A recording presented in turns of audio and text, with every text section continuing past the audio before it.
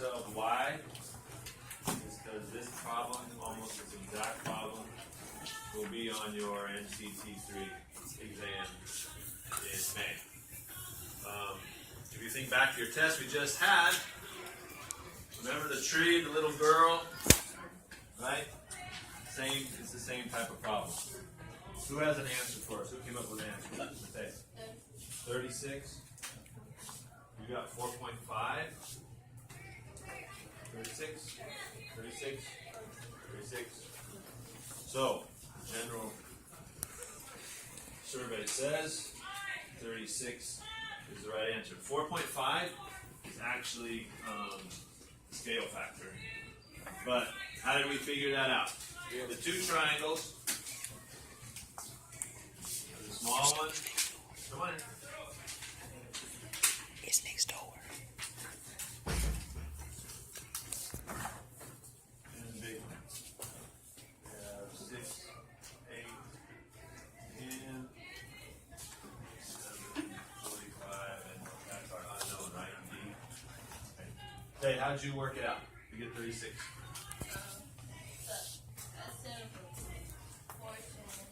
Proportion. What's the first part of your proportion? 6 over 8. 6 over 8. Equals 27 over B. Okay. B or X. They use B here because that's actually the base of the triangle. Alright. So 6B equals 8 times 27. 160. What is that? 216, right? And then B equals 36. Alright, that's one way to solve it. Did someone else solve it a different way?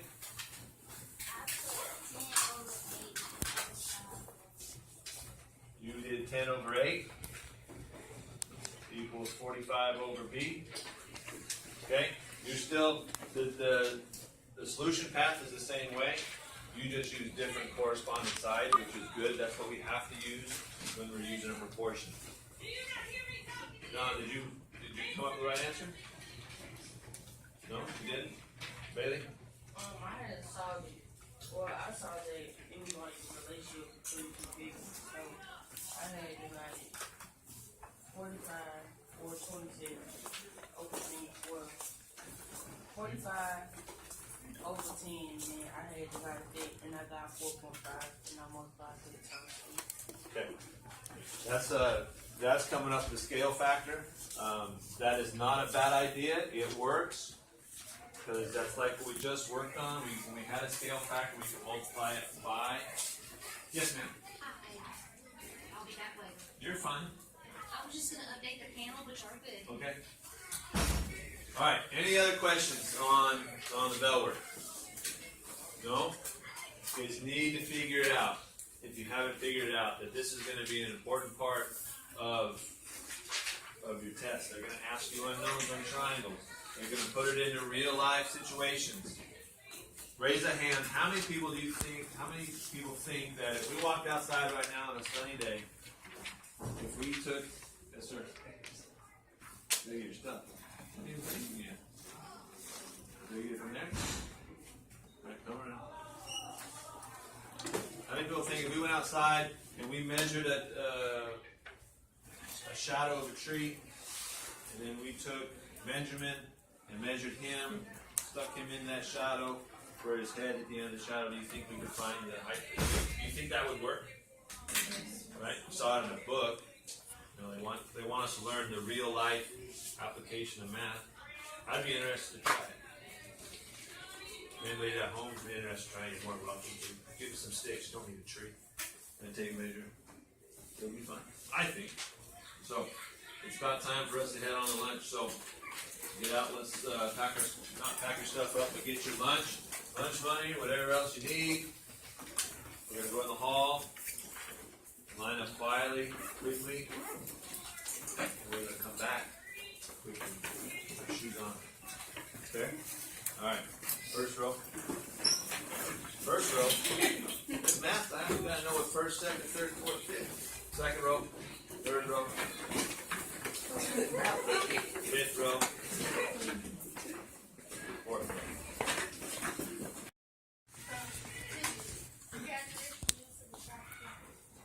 statistics, the characteristics used to describe a sample good. Today is the second day.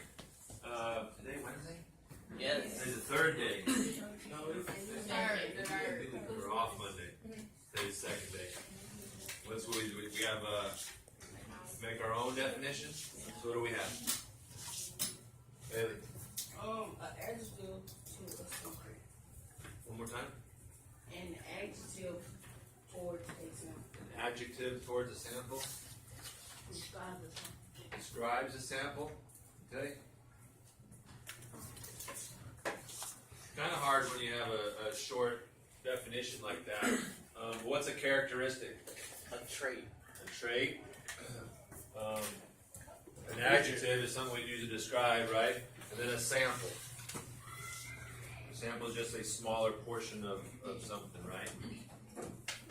So that should help you along with your own definition.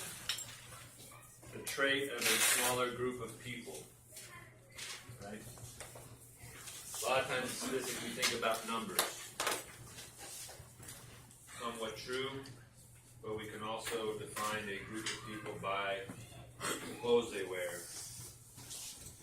or the color of their hair, and not just the number. Okay? Alright, next slide, please.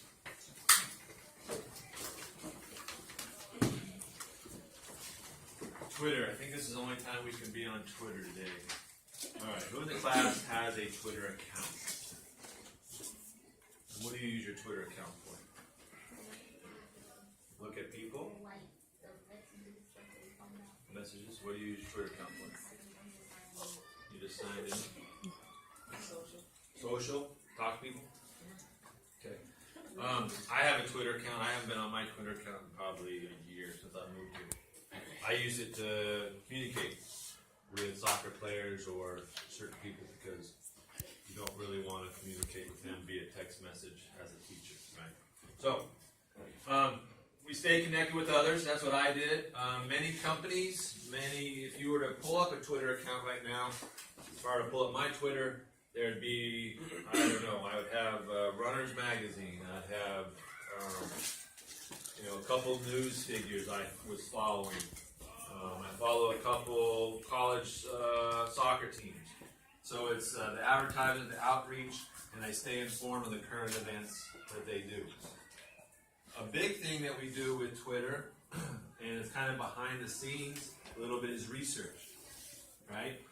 A company can put something on Twitter and like and share to enter into this drawing. Or like, if you like this pair of shoes or this pair of shoes, like and share for which one you like. All right, so it's research. Yeah. Some companies like they advertise stuff. Yeah. When Twitter and Facebook and stuff first came out, it was just what it was. It was social media. It was all ours. In all honesty, before Facebook came out, there was MySpace. I don't know if you've heard of MySpace. Facebook came out, and all we saw was our posts from our friends. That's how we got connected. But now there's a lot of advertising on there. All right, and they use the data and the statistics to drive that advertising. So that's one of the things Twitter's for now. Next slide, please. So these are some things that are on Twitter, and we're going to read them. You got to understand that I need to say this correctly. Doesn't matter what you believe in, whether you like Donald Trump, whether you like Hillary Clinton, whether you like Bill Clinton or Barack Obama. We're here for just what it says, okay? So, someone read the first Twitter for me. Jeff Bush just talked about my daughter's proposal to build a fence. It's not a fence, Jeff, it's a wall, and there's a big difference. Okay? Number 2. For those that don't like a wall fence works, why don't they just take it down the fence around the White House foolish people? Then, For all of those who want to make America great again, boycott Macy's. They are weak on border security and stopping illegal immigration. Trinity, can you see from over there? Go ahead. Legal immigrants want border security. It is common sense. We must build a wall. Let's make America great. Okay. Once again, we're just reading what the tweets were about. Okay? So, by these 4 tweets, what do we think he was talking about, Savannah? I think he's talking about making a border wall between Mexico and Okay, making a border wall. What? What? Now go back to Okay, slavery. okay. I can't understand that with whatever's in your mouth needs to go away. Slavery. Okay. He's trying to isolate New Mexico from the rest of. Okay. Yeah. I think he's trying to like keep out as many foreign people. Okay. We're trying to keep all the bad people away from America. Okay. He was making a borderline for the foreigners to become legal immigrants of America. Borderline. Well, Okay. border wall. Border wall. I think it's kind of like in case Mexican might be terrorists. Okay. So we're getting some stuff out of what he put. What I get out of it is, and I'll probably never ever tell you who I side with, but what I get out of reading these 4 is he's interested in a border wall. Obviously, he's talking to Jeb Bush, who was a candidate for the Republican presidential nomination 2 years ago. The second one, he's comparing that many people that disagree with the wall, why don't we tear down the fence around the White House, right? Because that fence protects the White House. So we're kind of comparing the two. I don't know about Macy's. I don't really know about their border security or stopping illegal immigration. I mean, they're a big company. You know, it's not like they're on the border. But then the last one, he's saying that legal immigrants want border security. It's just common sense for all of America. Okay? That's his stance. Go to the next one. We've got to understand that, before we hit the next slide, that not everybody likes Donald Trump, right? Not everybody likes Hillary Clinton. Okay? Next slide, please. So here's your scenario that we get out of those tweets. Someone want to read it? Go ahead.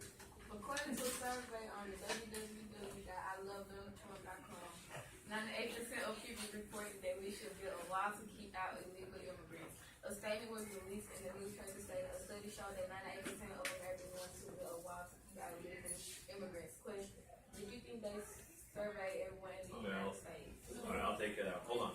All right, so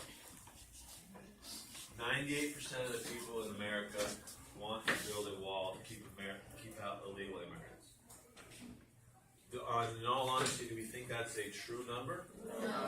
Okay, so here's the question: do you think they surveyed everyone in the United States? No, I don't think they No. do. Okay, so you don't think they did? No? No.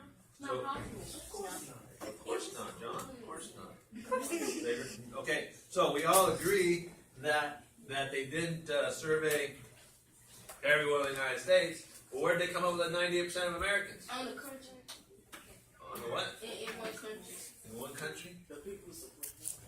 Supporting him? We're getting there. Okay? Yeah, the people that's on their website that love Donald Trump. Okay? And biased. I heard the word biased. So, if we are taking numbers or information or data or, what's the word of the week? Statistics from www.ilovedonaldtrump.com, who's on that? Trump supporters, right? And how did Trump get into the White House? Trump supporters, right? And one of his platforms was build the wall, stop illegal immigration, so forth and so on. So 98% of the people that are on that website obviously believe in the same thing, or they wouldn't have voted for him, right? Do you think that There was a movement also called Never Trumpers. Do you think if it was www.nevertrump.com, what kind of numbers do you think we would see for that one? Maybe 0, but we could also maybe go maybe 2, right? 0, 2, from 5 to 0, probably. Okay, so both of those would be biased on a survey of this on this study. You have the Trump differentiate. Differentiate. Let's start out the word different. An EA. IAE. Differentiate. So tell the difference. I can differentiate between a parameter, which is not the same as perimeter. Parameter and statistic. I can differentiate between parameter and statistics. And when you're done writing that, and you have the notes out already, and we're going to look at. Where's my note?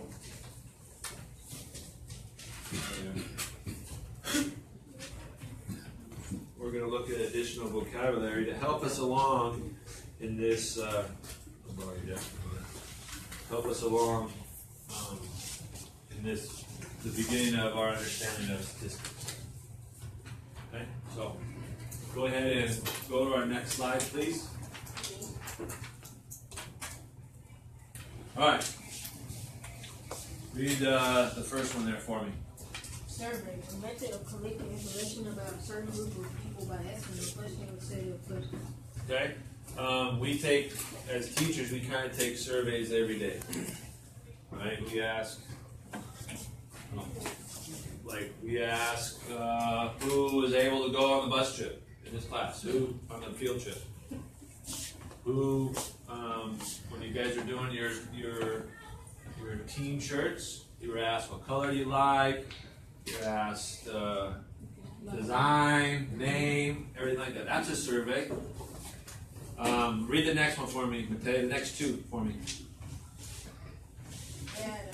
The facts or numbers gathered by survey population, the entire set of items for which data can be collected. Alright, so from this survey we get data. Data, you can pronounce it the same way. The facts or numbers gathered by a survey. So if I'm asking this row to raise your hand and tell me who is not going on the bus trip, raise your hand. No, the first row. So we've got roughly 20% of you, 25% of you aren't going. So there's 25% of the 7th grade not going, right? No, it's 25% of the first row. For this team, this 4 rooms, 25% of the 4 rooms aren't going. Okay. That's the data that I had from that row. Is that the whole population? No. No. Okay, that is just a sample. And we'll get the sample as we move on. Now, if I had everybody raise their hands in this classroom, everybody raise your hand on who is going on the field trip tomorrow. Raise your hands high. Okay? Am I taking everybody's, am I getting everybody's number here? Yeah. Right? So that is the population of this classroom only, and that's everybody in here, even the ones that aren't supposed to be in here. Hi, Cameron. So that's a census, when I take the collection of data from every member of the population. Now, did I take a consensus of all 4 rooms? No. No. Now, yes, ma'am. I thought you were raising your hand. You have a question? I want to read. You want to read? Read that last one. We're talking about, The parameter. okay. Parameter. The characteristic used to describe the population. When picking your favorite. No, not that one, please. So the parameter. That's what we're gathering from you is the parameter. If I got my statistics from this row, I got my parameters from the whole room. Okay? Does that make sense? Mm-hmm. Okay? Then we have a scenario. Yes, sir. So statistics is like one, and parameters is like a whole. And I've been thinking about how to describe parameter to you guys, and parameter is going to be kind of like, I don't want to say a rule or the law or something that's set in concrete, but a parameter gives us the knowledge of the whole group, right? And then statistics kind of just give us an idea of what the whole group could be or should be like. Like, yeah, give me an example. Like at the mall, at the Annie's place, they get The pretzel place? Yeah. Okay. And the parameter will get a whole hot dog thing, and but the sample or the statistic, it will be the sample that they give out when people walking by. That's it. That's pretty good. That's it. I like that. So is it a hot dog or the pretzel you get? I think they're hot dog food. Okay. Yeah, that's pretty good. All right. So we can do it this way. You guys, baseball, basketball, football, a player has stats, right? And stats is short for statistics. And so let's use baseball because we use a lot more numbers to describe a player in baseball than we do most other sports. So a player in baseball, if they're batting what we call 300, that's a pretty good batting average. That's 30% of the time they're going to hit the ball. Now, there's players that are still in the major leagues that are batting 170, 150. 150 is 15% of the time. Those are their stats. Now, if we go to the whole league, and last year, as a league average, I think it was about 250 was the league average. That would be a parameter for the entire major leagues. But each individual person, that was their stats. Or the team stats, like the team's ERA for pitchers. You know, if it's below 2 earned runs per 9 innings, it's a good pitching stat. Yes, sir. So, for example, your stats will be like just your statistics, right? That would be your statistics. And then parameter is like the whole league, The whole league. and you will be in it. You'd be part of that whole thing, right? Get That's that chip kind of aside. an analogy that you can use to describe it too. Okay? I think we're ready to go to the next slide. No, I'm sorry. We're over to the right-hand side of that slide. All right. I'll read the next one here. When picking your favorite candy bar, we surveyed the entire population, which is this class. And that's just, a scenario. Could we survey all the children in the Jackson metro area if we wanted to take a survey? Savannah? No. You say no? You say we can. Anybody else think we can? Well, we got some parameters we have to think about. It's kind of unrealistic for us to get to survey every child in the Jackson metro area. Why would we? Why? What makes it hard? Large population. And where are we going to put that large population at any one given time? An arena. I think they're in the Jackson metro area. There's probably 400 to 500,000 students in this town. So, is there any place around that we can fit? Coliseum. The Coliseum doesn't fit 400 to 500,000. No. The mall. Let me put it in perspective. The Olympic Stadiums or Wembley Stadium over in London only sits 100,000 people. So, is there any place here that fits that many? So we'd have to have an arena. We'd have to have a parking lot with tents. We'd have to have. Okay, see where I'm going with that? There's no place big enough for us to do that all in one spot. If we all stand in the middle of the road. If we all stand in the middle of the road, kind of like we did the tornado drill this morning. Okay, so that would get very expensive, right? And then we have to worry about if they're going to show up. We say, we're going to be here to decide what kind of candy bar we want. Our parents are going to be there, and then we've got to bring someone home. And we have to have more of me there to chaperone, make sure everybody's staying in line, right? Okay, so, yes, sir. Sometimes some people A lot of times, a lot of people don't take surveys. You're absolutely correct. So, here we come to our next. Just leave my computer alone, and you can sit in the chair. We come with a sample. Someone read sample and the next one for me. Well, skip the next one. Sample and representative sample. Go ahead. That sample, the data collected from part of the population. Representative sample, a small group that has characteristics that are similar to those of the larger population. Okay, so there's our answer in finding out what the favorite candy bar is for all of the students in Jackson. Right? We're going to take a sample. And we're going to take a representative sample, which is a small group that has the characteristics of them all. Now, if I ask all the girls, is that a representative sample? If I ask all the girls what their favorite candy bar is, Well, I have a question. what's the question? So, like, he, like, talking about this, he is like, I know it's gonna sound kind of weird, but, like, say, mother had 6 children, and then each of them had to take service, so it's able, and she know her children well, so she takes the children home. No, that's not a scenario. So our sample, our representative sample, like back where it was, in order for me to find out what the favorite candy bar is for all the students, and I get all the girls to answer, is that a representative sample? No, because it's not even my population I'm trying to go for. Because I'm trying to go for all students, not just the girl students. Okay? So let's turn the page on the other side of vocabulary and let's look at problem set 1. So let's go to the next slide on that, please.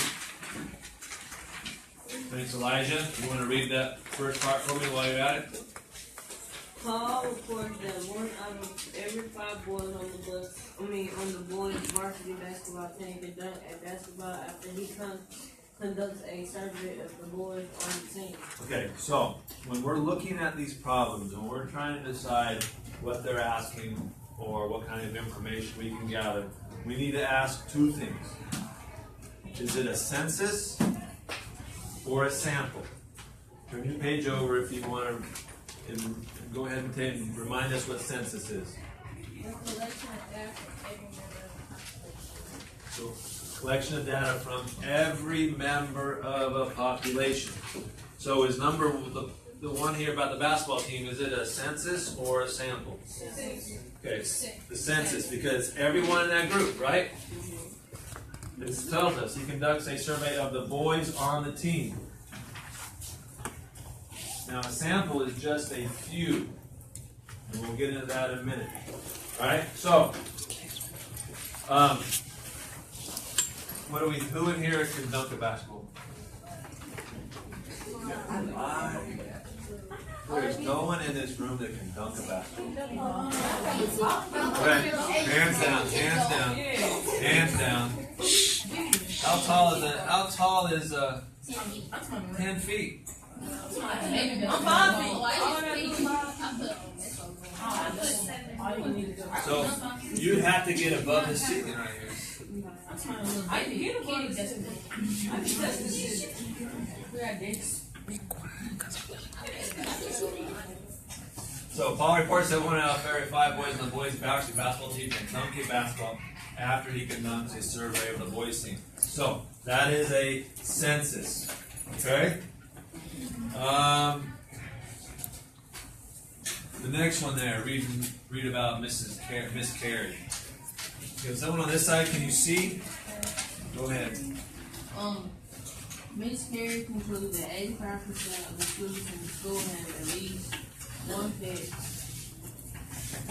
Yeah, at least has one pet after she conducts a survey of the student. Alright, so your skill work or your some of your problems you have to work on today are going to be similar to this. You might even see a couple of these on there.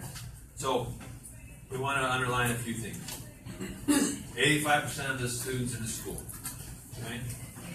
We want to underline the students in her class. So what would be 85% of the students? What was that number? What we're going to call that? That's the statistic, right? And what's our population? All students in the school. Okay, Miss Carey conducts that 85% of the students in the school, that's our population, students in the school. Right, 85% is the statistic, and then we're taking the sample size. The sample we're taking is from the students in the class. Right, that's the survey. Huh? Okay, what's the answer? She said that 85% of students in the school, and then she said she conducted surveys to the class. It would be a sample size, right? If we wanted to do the whole school, that would be our population. We'll do the entire school. Does that make sense? Okay. If we wanted to, so it's not a census because we're not doing the whole entire school. We're taking a survey of the sample, and that's a sample. All right. What's the next one about Alex? Go ahead. Alex surveyed each of the employees of the Burger Bar. His work is 35% of the best employee of Okay. Alex surveys each of the employees of the Burger Barn. He reports that 35% of the fast food employees within their hourly are satisfied with their hourly pay rate. So, what is the population?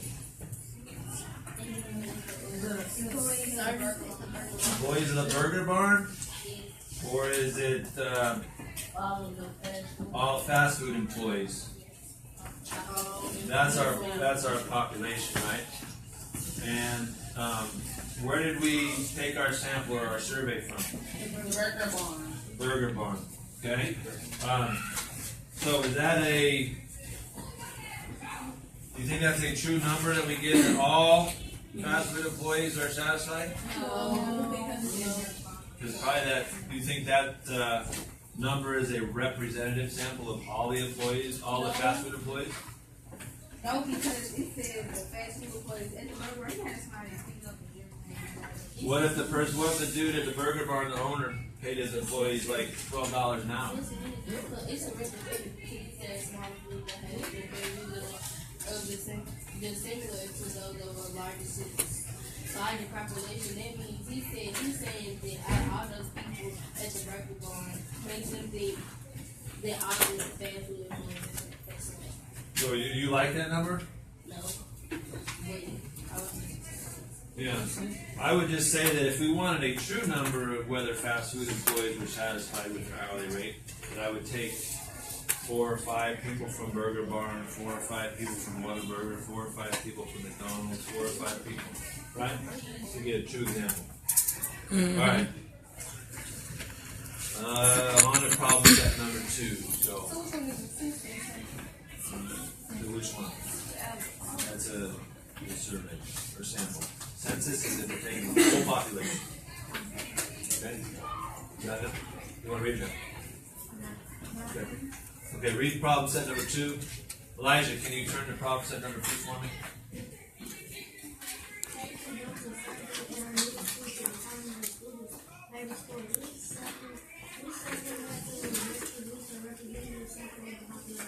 Okay. These are the type of questions you are going to see on your MCT3. Okay, they're going to give you a scenario, and you're going to have to decide whether it's a good sampling, or you're going to sometimes have to write one out yourself. So let's see. I want you to underline a circle. I know it's a little small. Underline middle school. And then we're going to be asking students their favorite sports. We're going to kind of have to use that as a key on what our decision is going to be. And then a representative sample, and underline. That's it. Okay. All right. So let's read the first one. Kate surveys the football team. Is that a consensus or a sample? Huh? It's a sample, but what's wrong with that? What's wrong with me, our scenario, and me or Kate surveying just the football team? It's not a representative sample. Okay. What's wrong with that football team if we're asking determine the student's favorite sport? What's wrong?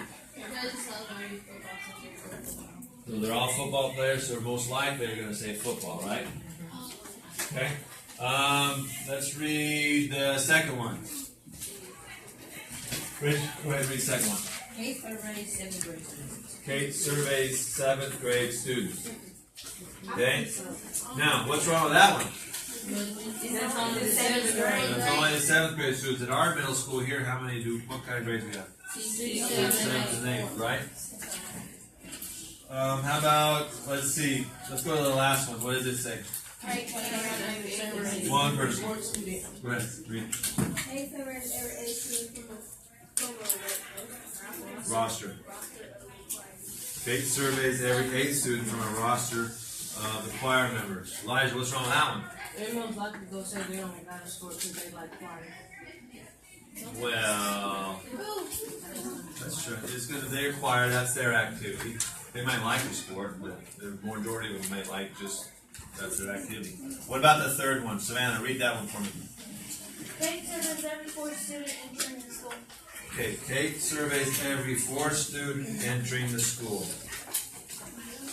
Is that going to get all classes, 6th, 7th, and 8th grade? Yes. Yeah, it's every 4th. It's a random sampling, right? Is it going to hit all boys and girls? Yes. Is it going to hit some of those choir members? Yes. Football members? Yes. Baseball? Basketball? Teachers? No. No, maybe not. Just students. Elijah, what? So basically what you're saying is a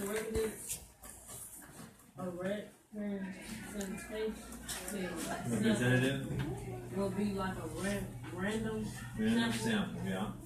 Right? Because think about the scenario I said before. If I want to ask all the girls about about their favorite candy bar, that's not indicative of the whole Jackson metro area.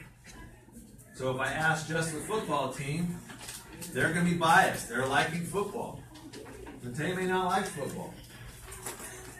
And we can't do just 7th grade. We need a random sample, and the only way we get that is by, you guys have seen them, the random name generators on the computer. They're popping through, and someone hits a button and their name pops up. That's random. And then every 4th they come to the school. We don't know who's coming into school at that time. Yes, Elijah.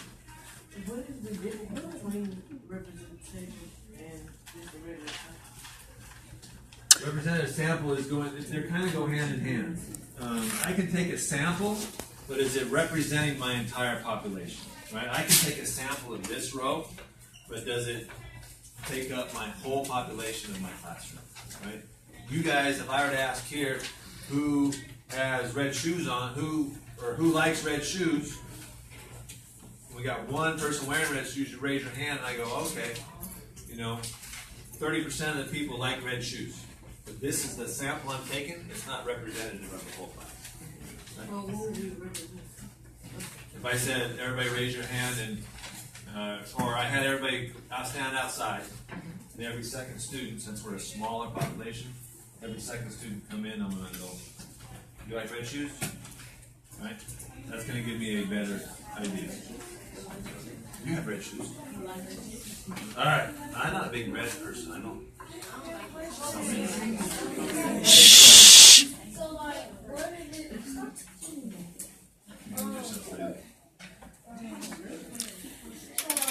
is it? A sample or a census, like if they're talking about, like, they surveying like a certain group or something? Okay, let's go to the, we're gonna get to that, okay? Problem set number 3. Next slide please, yes ma'am. Yep. Elijah, use you on the button, buddy. Thank you. So I want to determine if the 7th grade class wants to go to district to Arlington, a person or a sporting event. Which sampling method would likely provide a representative sample of the population? Alright, so let's decide again. We want to decide what our population is. Let's identify our population on all your problems today. What is our population here? Trinity. Do you have an answer?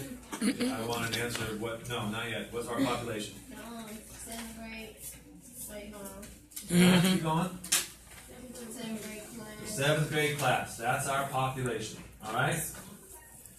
And we want to know which sampling method is going to give us the best idea of what the question's asking.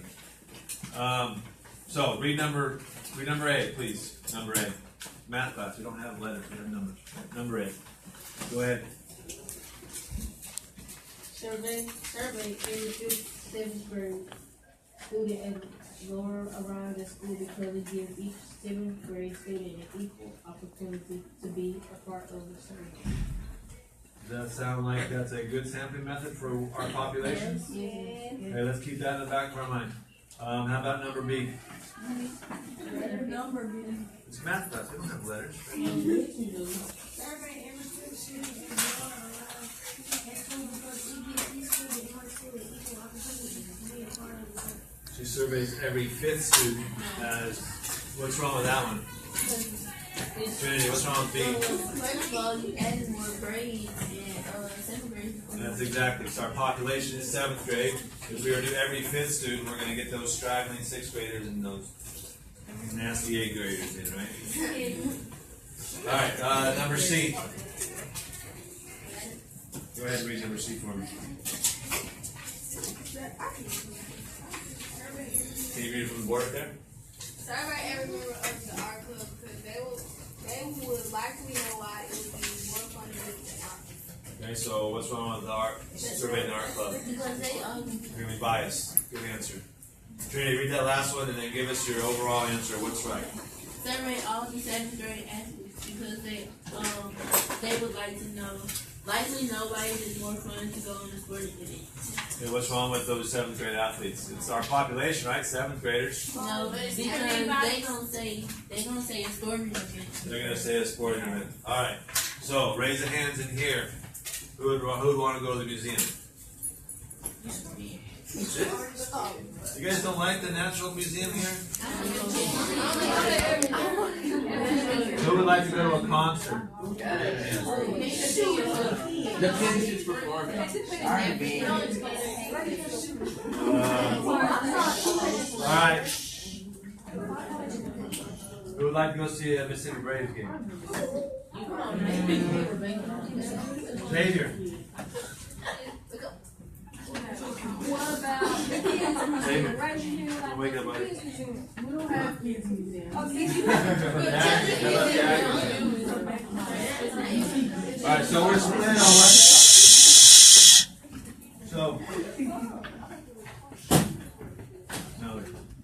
So we're split on what we want to do. Just imagine how hard it is for sometimes for us to decide other things. All right. Where are we next? I think there's one more slide. There might be one more slide up there. Okay, all right, go back to where we were. All right, so one of your jobs today. Sure. Yes, sir. Can I have Debbie on rapture for early dismissal? All right. Thank you. All right, so one of your tasks today is the gallery wall. All right, when you go up to the gallery wall, there's 5 questions. Mark off number 6. Okay, very simple like that. 1 person per question. Read the question. We need to determine a couple things. I need to give you some guidelines when we get up there. All right. On the gallery wall, you need to decide. Where's my mark? My back pocket. You need to decide if it is a sample or a census. All right. So that goes on part of your answer on your answer sheet.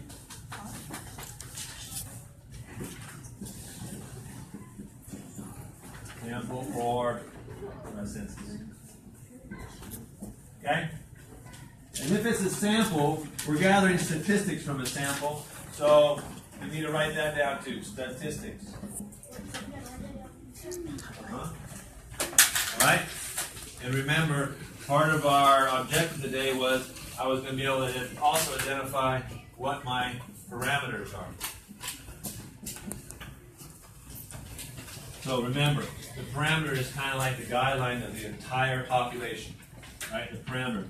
The statistics is the number we're getting from the sample. Kind of like the hot dog. We get the hot dog sample from, what is the place called? Hattie's? Annie's. Annie's. And then the parameter is the whole hot dog. Alright? So, you need to work quickly because when you're finished with your 5 questions, you need to take it up to Miss Stewart and let her check to make sure they're right. And the first one from each side gives. She assumed you're talking. I think we can always assume that you're talking.